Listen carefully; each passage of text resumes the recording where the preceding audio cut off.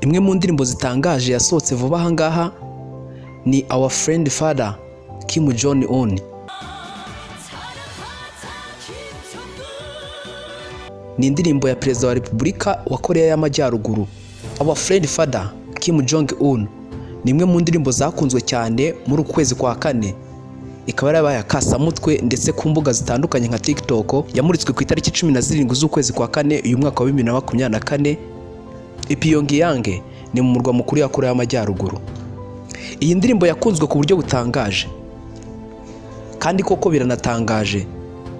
Kim Jong-un ni umuntu udakunda kugaragaza ubuzima bwe ndetse n'ibinasobanutse neza aho yize, imyaka ye, uko angana, ibiro cyangwa indeshyo. Bivugwa ko ibintu byose bikunda kuba biri mu ibanga. Uyu ni perezida wa gatatu wa Korea y'Amajyaruguru wasimbuye abasekuru be babiri. Perezida wa mbere wa Korea y'Amajyaruguru ni Kim wa kabiri Sange. Uyu yakurikiwe n'umuhungu we Kim Jong wa kabiri. Uyu nanone ni wabyaye Kim Jong-un, ari nawe perezida wa Korea kugeza aka kanya. Iyi ndirimbo Our Friend Father Kim Jong-un yakunzwe n'abatari bake ku mbuga zitandukanye nka TikTok, YouTube ndetse n'izindi mbuga zicishwaho ibihangano. Ku itariki ya 17 z'ukwezi kwa kane cyangwa Mata nk'uko mbivuze nibwo indirimbo yasohotse, hari mu muhango mu birori byabereye Pyongyang. Ku itariki ya 18 icyo twakwita nk'ikigo cy'igihugu cy'itangazamakuru cyangwa gishinzwe ibyerekeye itangazamakuru ni Korean Central News Agency KCNA agaragaza footage y'uruhurirane rwa video y'iyi ndirimbo bica kuri televiziyo y'igihugu. Abantu batandukanye n'abataho mu murwa mukuru wa Pyongyang bahise bayishimira. Ku itariki 19 z'ukwezi kwa kane nyine iyo ndirimbo yageze ku rubuga rwa YouTube. Abasaga 147 bahise bayikunda barayireba, ndetse ibihumbi bigera kuri 4 by'amalike cyangwa bayikunze ku buryo budasanzwe bahise bagaragara. Ku itariki 20 ikinyamakuru The News M cyahise kishyira ku rubuga rwa YouTube, ariko cyayikoreye icyo bita subtitle cyangwa se nk'ubusobanuro buvuye mu rurimi rw'Igikoreya ya ruguru bishyirwa mu Cyongereza. Abasaga miliyoni 6 bahise bayireba ndetse igira igikundiro cy'ibihumbi 420 by'abalike mu minsi 2 gusa. Ni indirimbo wumva ifite imbaduko yo mu njyana rwose ibyinitse kandi iteye ibyishimo. Ni iki cy'ingenzi gikubiye muri iyi ndirimbo?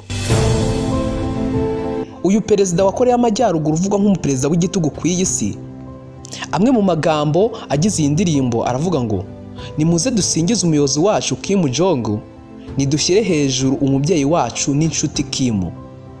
Umutima mwiza ukomeye nk'uw'ababyeyi we, by'umwihariko mama we, nyina, ubugwaneza no gufasha nk'uw'umubyeyi we se, ubwo ni Kim Jong wa kabiri.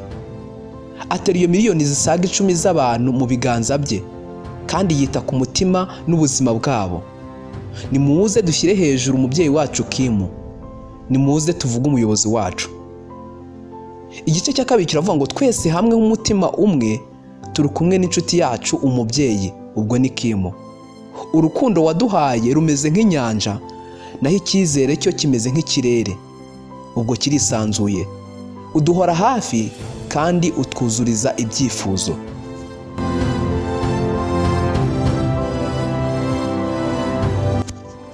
Iyi ndirimbo y'imbaduko yishimiwe n'abatari bake kandi ishimisha umutima wa Kim Jong-un. Yaririmbwe mu majwi meza agizwe na bande y'abasore n'inkumi b'abakomando. Ubundi Korea ya ruguru ubuzima bwayo akenshi bukunda kuba buhishe, dore ko bitanoroshye kujyayo cyangwa gutara amakuru muri Korea ya ruguru. Korea ya ruguru ibyerekeye imyemerere ndetse n'ibindi bisa n'ibidateye imbere, kuko na Bibiliya ntiyemeye gukoreshwa muri Korea y'Amajyaruguru. Imyemerere yo gusenga ihari ni yitwa shamanism, indi ni yitwa shandoism. Abenshi mu batuye Korea y'Amajyaruguru ntibagira insengero cyangwa se ubundi buryo runaka bwo gusenga. Bivugwa ko hari abantu b'abakristu cyangwa se abayisilamu cyangwa indi myizerere iriyo, uretse ko na Buddhism iriyo, ariko nabo babayeho ku buryo budasobanutse kuko ntibyemewe uretse amatorero cyangwa amadini twavuze hejuru. Kim Jong Un niwe perezida wa Korea y'Amajyaruguru. Leta ya Korea ndetse n'amakuru runaka agaragara ku nkuta zayo agaragaza ko uyu mugabo yavutse ku itariki 8 z'ukwezi kwa mbere ahagana mu mwaka wa 1982. Gusa ubushakashatsi bwakozwe n'ibigo bitandukanye by'ubutasi byo muri Korea y'Amajyepfo byo bivuga yuko yavutse ahagana mu mwaka wa 1983. Ibi nanone bitandukanye n'ibigaragara ku byangombwa mpuzamahanga, aho binavuga ko uyu mugabo yaba yarize mu Busuwisi ahagana mu mwaka wa 1998 kugeza mu mwaka wa 2000. Ibi byose ngo byari ibanga, nta muntu wari uzi ko yigaga mu Burayi. Aha bavuga ko ibyangombwa by'umwihariko pasiporo yakoreshaga yagaragazaga yuko yavutse mu mwaka wa 1984. Mu rwego mpuzamahanga no ku bitangazamakuru bitandukanye n'ushyiramo bazakwereka ko yavutse mu mwaka wa 1984. Uyu mugabo akunda guhisha ubuzima bwe rwose ku buryo bigoye kumenya amakuru ye. Bivugwa ko mu mwaka wa 2002 uyu mugabo yigaga muri kaminuza ya Kim wa kabiri Sang University, ni mu murwa mukuru wa Korea y'Amajyaruguru Pyongyang. Aha yigaga iby'ikoranabuhanga n'ubundi yari yarakuye, binasobanura ko n'ibyo yize i Burayi byasaga nabyo. Uyu mugabo utavugirwamo, dore ko yagiye agaragara ko ahanganye na Leta Zunze za Amerika ndetse n'ibindi bihugu by'i Burayi, afatwa nk'umuperezida wa mbere w'igitugu hano kuri iyi si ya rurema. Korea y'Amajyaruguru ni igihugu cyavutse ahagana mu mwaka wa 1948, ni nyuma yo kwicamo kabiri biturutse ku irangira ry'intambara ya kabiri y'isi, aho igice cy'amajyaruguru cyajyanywe n'Abasoviyete, igice cy'amajyepfo kijyanwa n'abari batsinze harimo Leta Zunze za Amerika. Ibi byakomeje guteza umwuka mubi hagati ya Korea y'Amajyaruguru ndetse na Korea y'Amajyepfo. Nyuma y'iyo myaka yose hagiye haba intambara, Korea y'Amajyaruguru ishaka kwigarurira Korea y'Amajyepfo. Nibwo hagana mu mwaka wa 1950 kugeza mu mwaka wa 1953 hashyizwemo agace katemewe kurengwa n'igisirikare icyo ari cyo cyose hagati ya Korea y'Amajyepfo n'iy'Amajyaruguru. Aka gace kakaba karinzwe n'ingabo zitandukanye z'ibihugu by'umwihariko nka Leta Zunze za Amerika.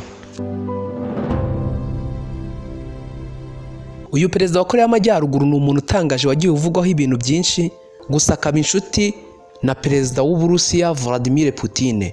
Binavugwa ko mu buryo bumwe yari inshuti yahoze ari perezida wa Leta Zunze za Amerika Donald Trump. Uyu we yanabashije kumuha ikiganza. Bibutse ko Leta Zunze za Amerika ari kimwe mu bihugu byangana na Korea y'Amajyaruguru.